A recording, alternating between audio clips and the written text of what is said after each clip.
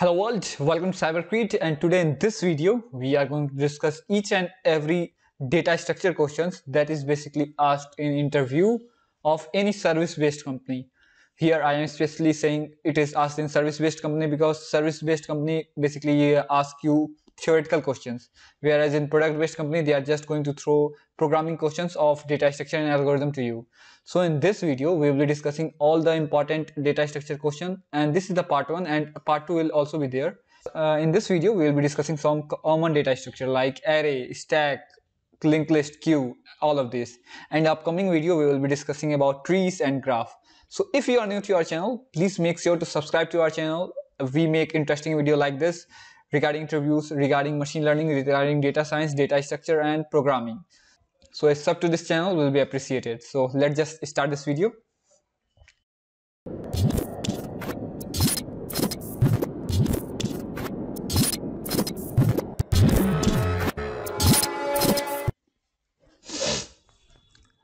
So starting with our first question inside data structure will always be what is data structure? So here on the screen you can see the theoretical definition of data structure, but if you just want to explain the interviewer, if you can just memorize this, then it is all great. But if you want to explain him, you can explain him in something like this. Like data structure is a way of organizing the data so that we have easy access to the data, as well as the data should be in systematical way, and it should also define the relationship between the data. Like some of the common data, then you can basically mention some of the common data structures like basically your array, linked list, trees and graph. And then he might ask you a question like why we need different type of data structure. So we need different type of data structure, like some of the data structure have quick insert time and have late deletion time, but some have like quick insertion and deletion both, and but it have delayed insertion. So according to different scenario that we are working in, we need different type of data structure so that we can access our data in easy manner, or if you don't want to access the data, we can basically store in more memory efficient way. And if you want to search, we can basically reduce the time complexity. So depending upon the time and space complexity, we are basically using different type of data structure. Like if you know the deletion in an array, like if you want to delete the first element of your array, it is basically going to take big O of n time, whereas if you are going to delete the first node of the linked list, it is basically going to take constant time. So you can explain him in some way like this. Then here is some theoretical definition. If you want to see, you can basically go through it. Like data structure are the central part of many computer science algorithm, and data structure is basically used into day-to-day life. So there is no escape from this data structure question. So now let us move on to the next question, like what are the types of data structure? So data structure are basically divided into two types. First one being the linear, and the second one is non-linear data structure. And the question may also come like what is linear and non-linear data structure, and you can explain them also there. So in linear data structure, a data structure is basically said to be linear if the elements forms a sequence or a linear list. Example, array, linked list, stacks and queue means your data is just in a like continuous fashion. Like in array you see 1, 2, 3, everything is just coming one after another. So simply if you are on the first, you can just move to second, third just by incrementing the row. And in linked list also, you can just basically move the pointer to the next, and you will be going linearly, like straight way. But in non-linear data structure, as you can see, data structure is said to be non-linear if the traversal of the node is non-linear in nature, like graph and trees. So if you are on the first node, from first node you can basically go to child node. So let me basically draw and show it to you. So let us just say that we are talking about our array. So in array, if you see, so if you are working in an array, so you can see that array is something like this: from first element, second, third, everything is stored in a linear fashion. In linked list also you see the nodes are basically connected to one another. And from both every type of linear data structure, from first point, like from this, you can go directly to backward also, you can directly go forward also. And in the linked list, the case of doubly linked list, of course, you can go from here to here and here to here. But let us just discuss about non-linear data structure. Non-linear data structure are basically like your trees and graph. So you can see that in trees it is something like this: root and child.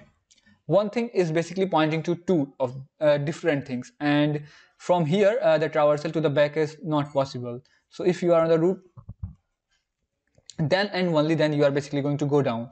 And here it is maintaining many relationships. So here we are basically talking about binary tree, but just in case if we are talking about other types of trees that have many nodes, so let's just say it is graph. So here you can see that it is non-linear, but whereas the data structure like arrays and linked list, which are basically continuous in nature, are linear. So this is basically the difference between a linear and non-linear data structure, and you should also give them the example, like linear data structure are arrays and linked list, stacks and queue, whereas the non-linear data structures are like trees and graph. So that will be clear and that will be enough. So now let us move on to the next question.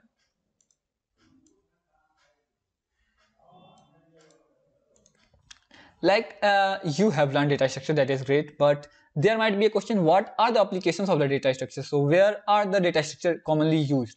Well, the data structure are used in each and every field that you might be working in. Like even if you have created a simple project, the simplest project also even uses at least array, or if not array, you are basically using int a, b, or any variables, but you will be most possibly be using any of the data structure. So in compiler design it is basically used, and in operating system like like for processors basically it uses queue for storing things inside RAM. It basically uses stack for copying and pasting.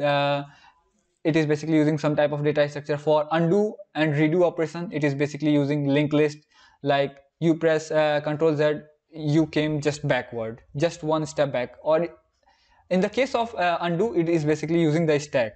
So you should remember that. Sometimes they must also ask like, what is the use of stack? So you can basically say it is basically used in undo operations.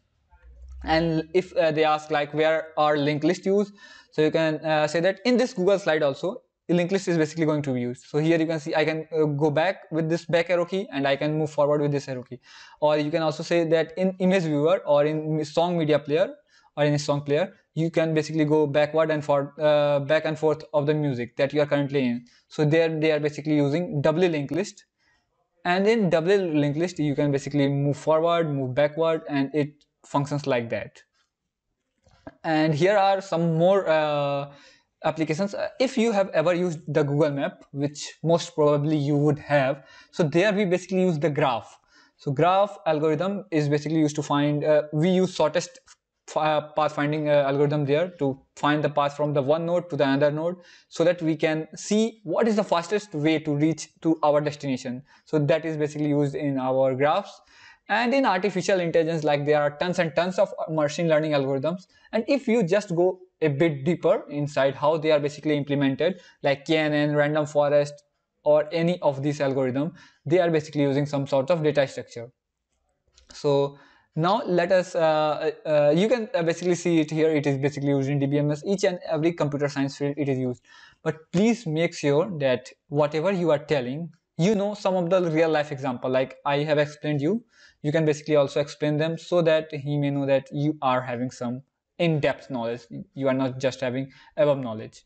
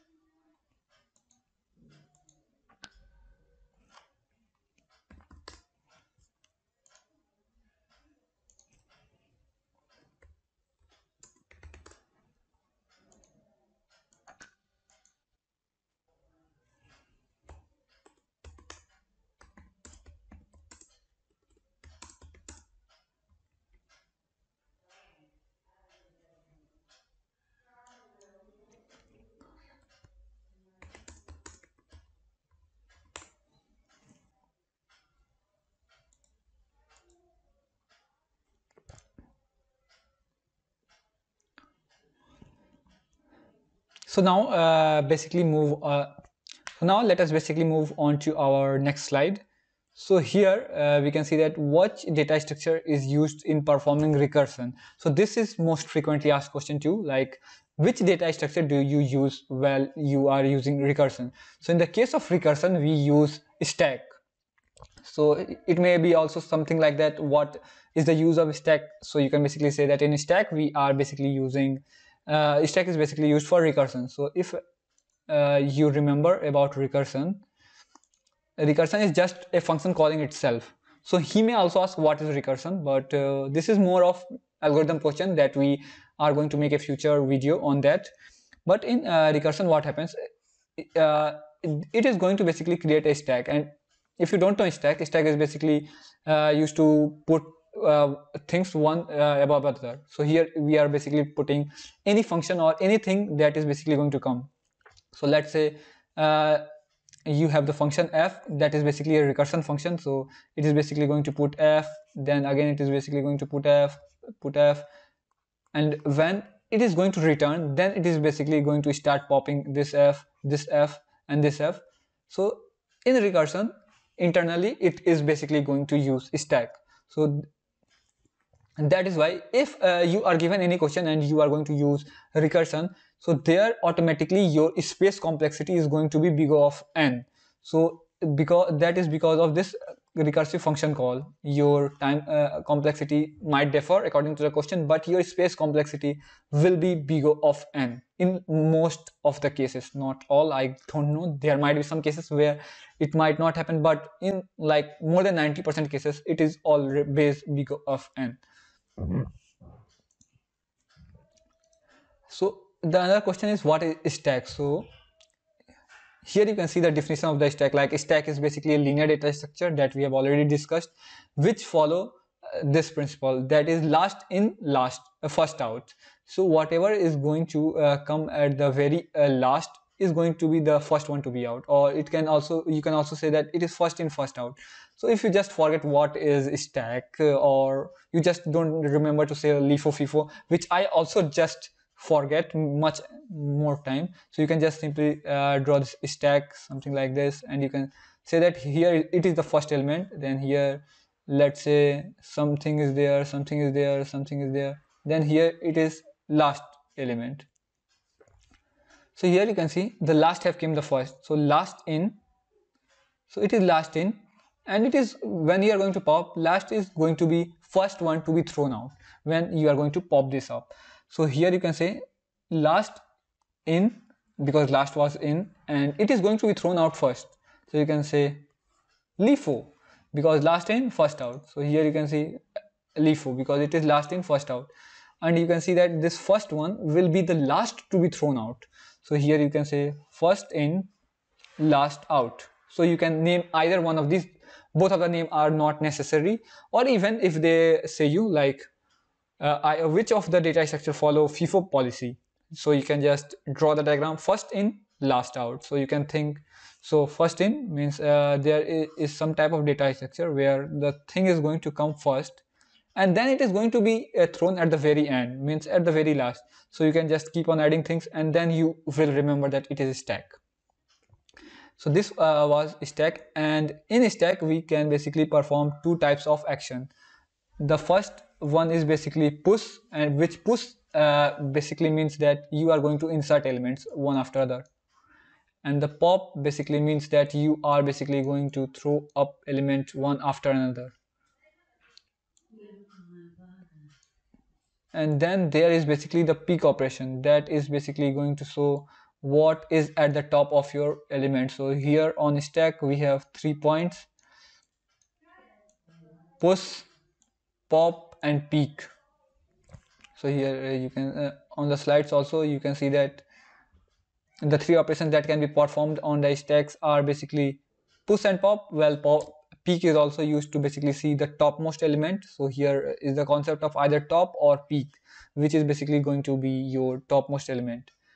Then there is the application of the stack. So where are the stacks basically used? So stacks are basically, as we have mentioned, is used in your recursion problem, solving any type of recursion, and in backtracking. So if you remember about backtracking, backtracking is always going to use recursion call. So in backtracking also you are basically going to use the stack. And then there's very popular question of parenthesis matching. There we are also going to use stack, like we basically verify that this closing bracket is after another. So if you are trying to solve any type of expression, you are going to use stacks. So let me show you. Here you can see parenthesis check, but let me just delete it.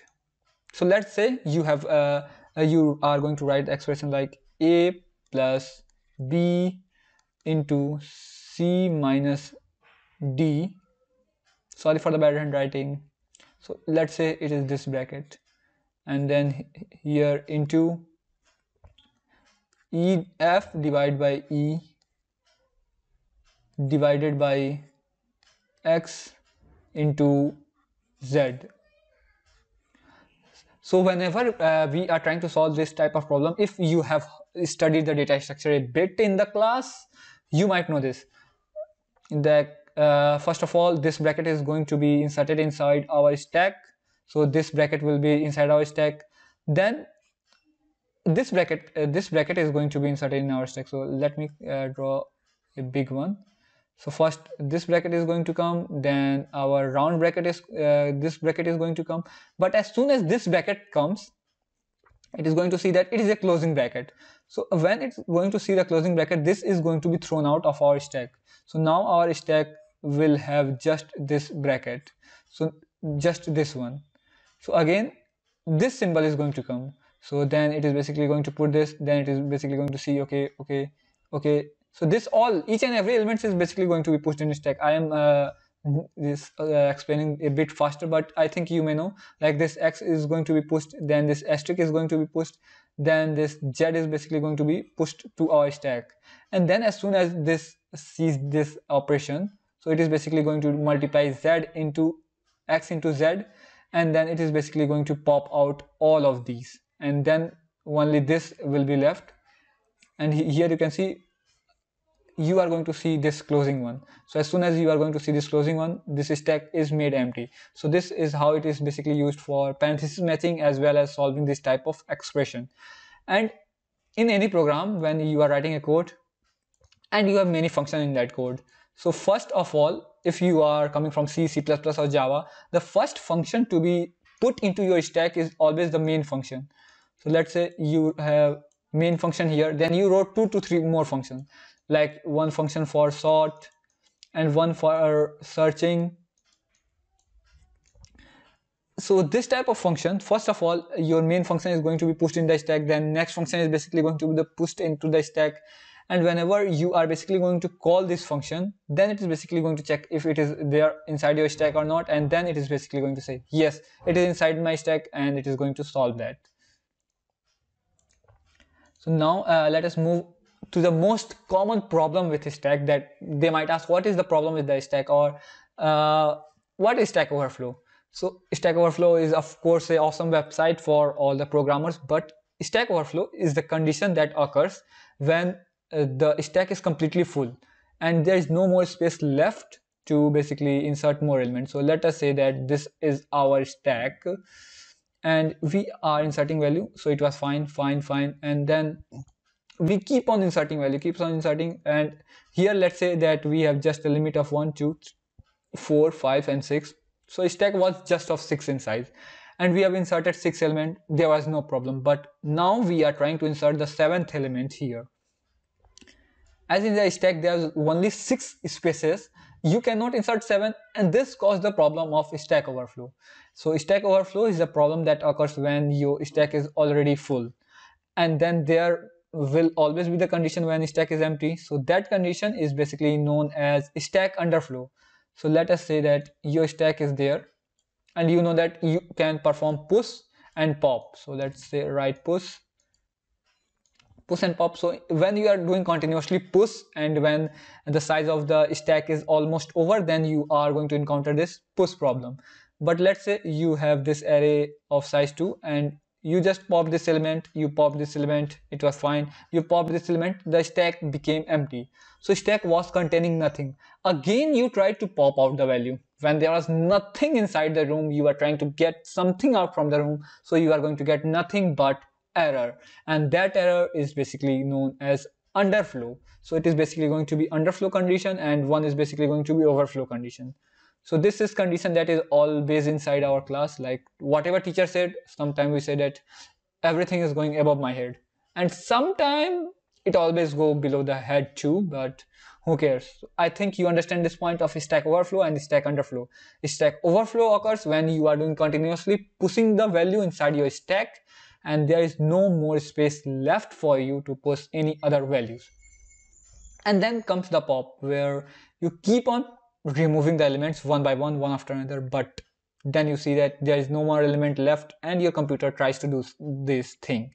And these things have been basically be used by the hackers many times to exploit your system, but that's the story of another day. What is an array? So I think we might have discussed many things. Now we are coming to array, but no problem. So array is defined as a collection of similar elements of basically similar type. This was true till the Python came, of course, because in Python you can store integer, float, decimal, string, any type of data structure, even the function inside your list. So but that is list, not an array. So in array you can store similar data types.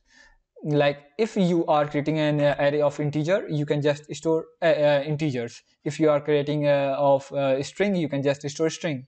So array is defined as a collection of similar data types, and it is the simplest data structure. And here you can basically go through the definition, but let me explain. So array is something like this: 1 2 3 4, and my bad drawing, but I think you can see like 1 2 3 4 5 6, and here inside our array our indexing basically starts from 0 0 1 2 3 4 5. So array is good when we have to basically need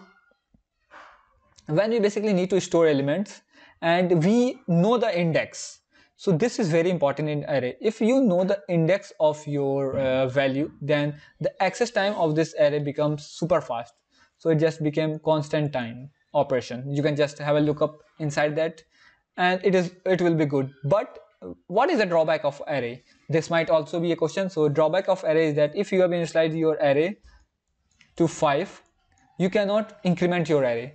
So if it is 5, you can just insert 5 values. If you try to insert value 6, you cannot do that, because array just as you see that it is a 5, it will just reserve this 5 bits of memory inside your RAM, and then it is basically going to process from there. So this is basically the drawback of stack.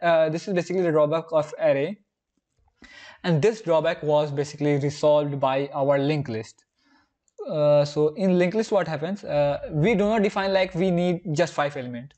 So in linked list we have like first element, it was okay, we inserted first element, then we are pointing to the next. If you want to add second element, we can add. If you want to add third element, we can just simply keep on increasing this linked list size as much as we want. But it is also not infinite. It will come to an end when your memory is when your system is basically going to be out of memory. So please remember that this might be a tricky question. Is can we insert unlimited value inside our linked list? The answer will be no, because memory is limited. So memory is limited, so we can just insert value till the point we don't have any memory error inside your system. So linked list is very well when we don't know what size of the thing that we are basically going to deal with. But here the access time becomes slow. Like I know that 3 is at the third place, but if I want to find this 3, we have to first go to first, 2, and then 3.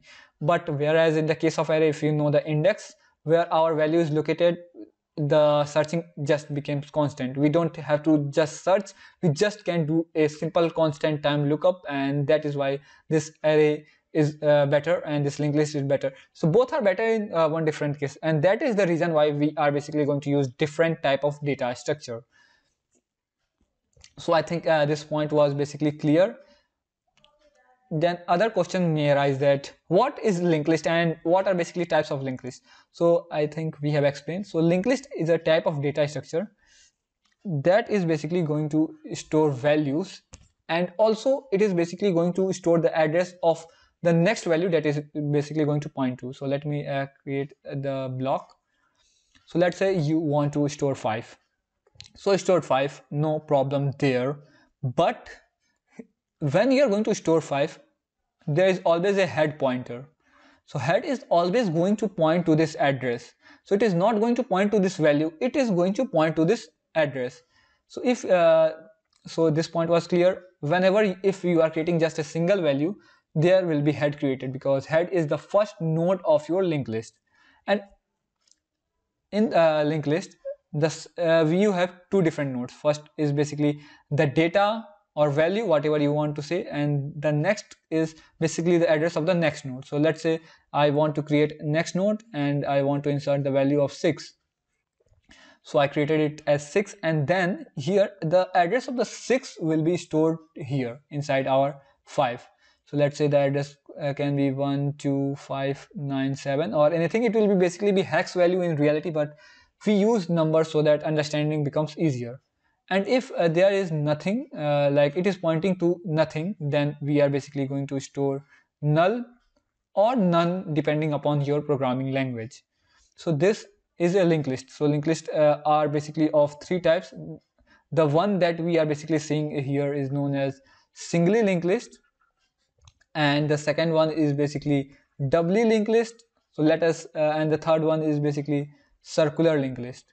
So all of them have their advantages and disadvantages. Like in singly linked list, let's say here you have 1 2 3 4. So this is basically your singly linked list, and if you want to create a doubly linked list, you can just divide this into 2. Let me explain if you are not understanding why it is doubly. So in doubly linked list, we, instead of storing the value to the next of our node, we also store to the previous node. So here let us just explain using this example. So here at first, when you are going to create this head node, then okay, let me just draw a better diagram here. So in doubly linked list, if you store the value 5, so head is basically going to point to this value 5, and at the very first this both will be null inside your doubly linked list. But as soon as next value came in your linked list, like 6, here it is going to store the address of 5. So address of 5 was 1 2 5 and 7, as you can see that. And here it is basically going to store the address of 6. So let's say the address of 6 was 6512, and then here it will be null. So in doubly linked list, we have one data and 2 values. First one is of the previous node and next one is of the next node.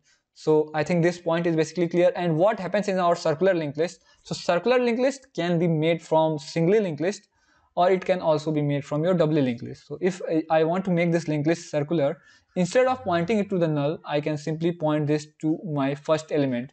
So let us say that this was our linked list, and from here there was nothing inside our linked list.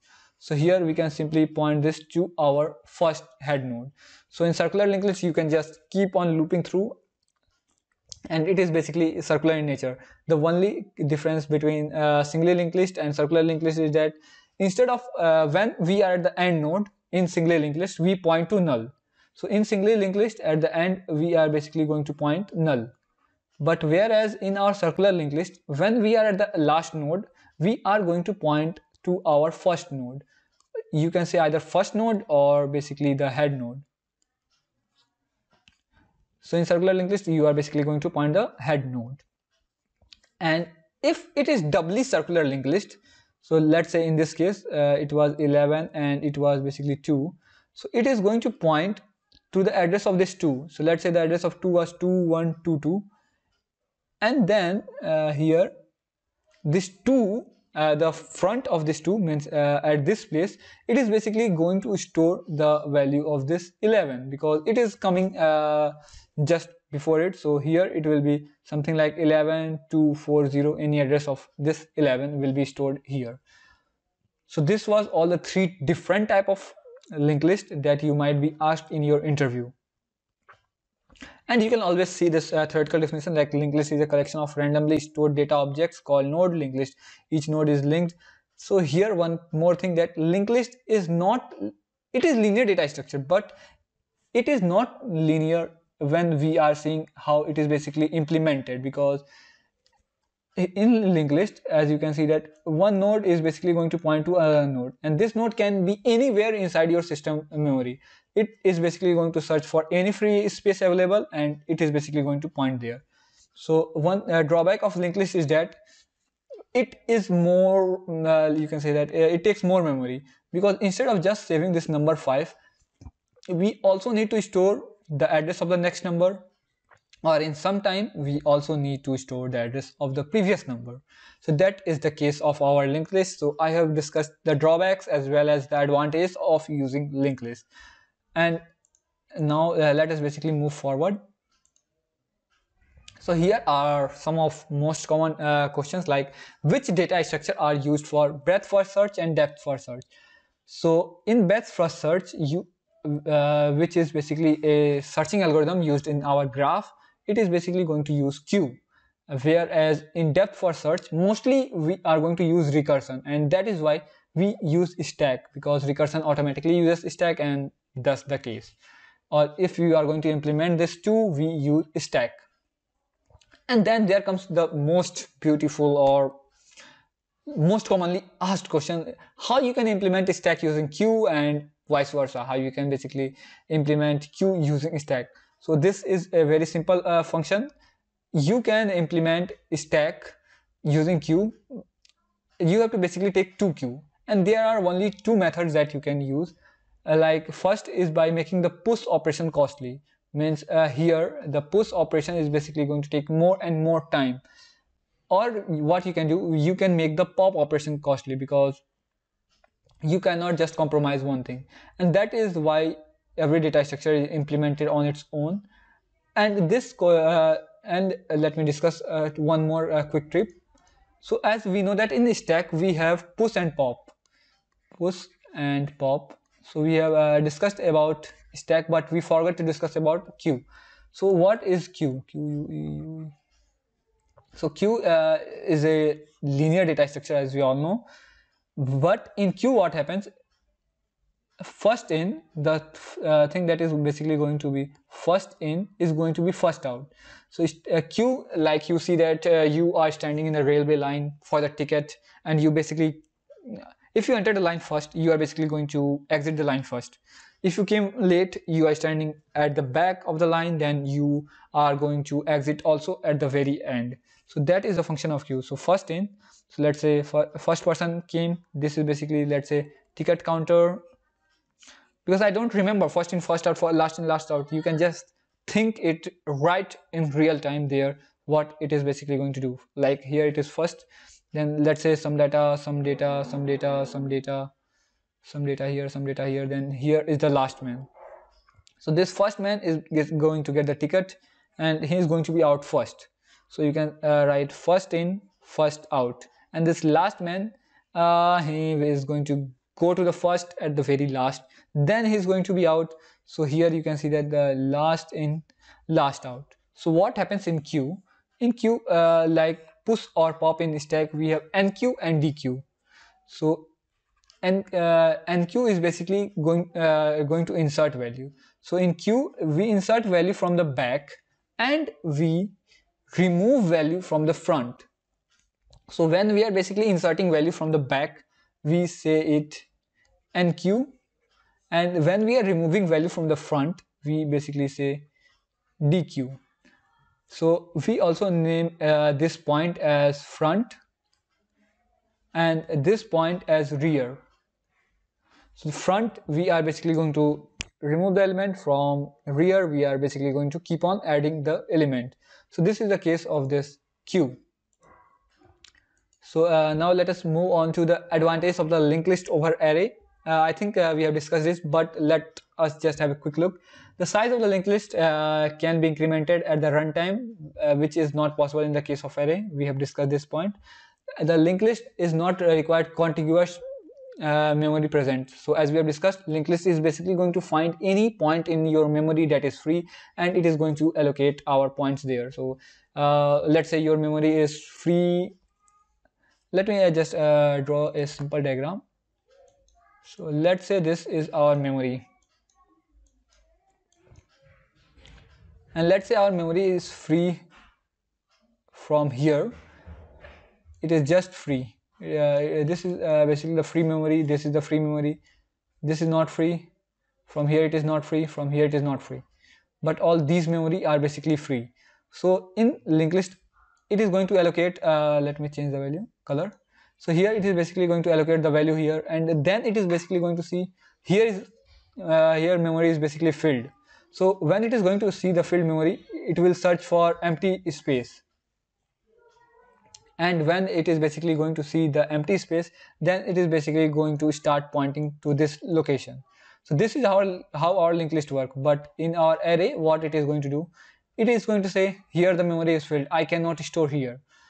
Then it will try to store here, but here too it is going to see it is not free. The memory is not free here too. So it is basically going to say there is no enough memory left for me, so I cannot store. But this does not happen with our linked list. So it can basically store things wherever the memory is free. So this is one more advantage of linked list.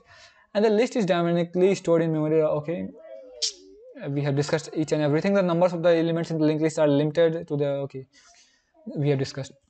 Then which data structure is used for implementing LRU Cast? So if you have studied operating systems, you might know what is LRU Cast.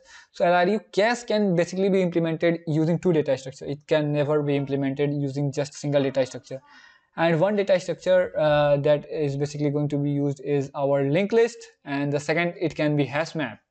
So here let me say, so Q is basically implemented using doubly linked list, but not just a doubly linked list. We have to use doubly linked list as well as Q.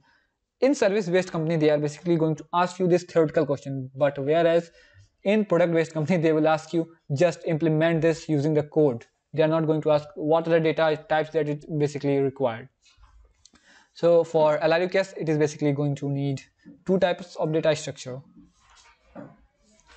Now let's just move on to the Q. So Q is, so you can see that what is the time efficiency of push and pop. I think I have just written Q by mistake. So the push and pop inside our stack, as you can see, if it is our stack, the push and pop operation is basically going to take constant time, because you are simply going to add elements from the back of your linked list or array, whatever it is. So mostly we implement stack using our array. So let's say we have our array here 5. So to delete 5, we can just simply delete 5 from here, which is basically our pop operation. So pop operation can be performed in constant time. But whereas when we are going to push elements, let's say we are going to push 6, it is always going to be pushed from the back. So it is always so going to take constant time. So this is how our queue basically work, stack basically works. So stack is basically using push and pop, and those both operation of push and pop is going to take constant time.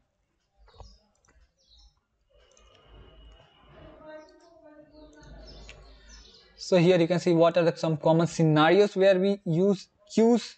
So here you can see that queues are basically used to basically reverse a string, to traverse the node of the binary tree, and to search in the graph like BFS. So these are basically some of the working of the queue, and queues are mostly used inside your operating system. Like 90% of the operating system algorithms are basically implemented using queue. So you can basically name them too. So please remember, if you are going to implement queue using your array, so this thing is very important. Then in queue what we do, we insert element from the back. That is fine. That is going to take constant time if you are going to use it using array. So adding element at the last is very easy. But when you are going to delete element from the beginning and you are using the array implementation of the queue, it is going to cost you big of n time. Because what happens inside our array, so let's say this is our array, 0, 1, 2, 3, 4. Let's say it is basically going to end. If you are going to insert value, it is basically going to work fine. But if you are going to remove this 0, you are going to remove this 0 from here, then what it is going to happen, this each and every value requires to shift it value by 1, because this one once this value of 0, let's say it was x, is removed, then our array it is y, z, a, b, then y needs to become at first. So the indexing from 1, it is now going to become 0, and same for 2, it is basically going to become 1, for 3 it is basically going to become just n minus 1, and this operation is going to take till the last element. So this is why it is going to take big of n time. But here what comes in handy, here our linked list come in handy. So in linked list, you have the first node, and you always have the pointer to the first node. You have the pointer to the second node too, using this first node. So anytime you want to delete the first element, you can just make this pointer point to this next element. So here you can see that the insertion is super easy and super fast. So that is why you must keep in mind what you are going to use for this implementation. And this is it for this video, and in next video we are basically going to discuss advanced data structure questions about basically trees and graph, because most of the question, if you say that my favorite subject is data structure and algorithm, they are going to dig you deep inside this trees and graph. So that is why we will be making the video on that. We will be explaining each and every question from that. So please make sure to subscribe to our channel so that you basically stay tuned, and this type of interview question can be asked in anywhere of this service-based company. So thanks for watching, and you may basically follow me on Instagram, Telegram. If you have any doubt, you can basically ask me on Discord or Telegram, anywhere. I'll be always happy to help you, and if you want any additional video resource, I will provide you with that. So with that said, I hope you have a good day, and meet you in the next video.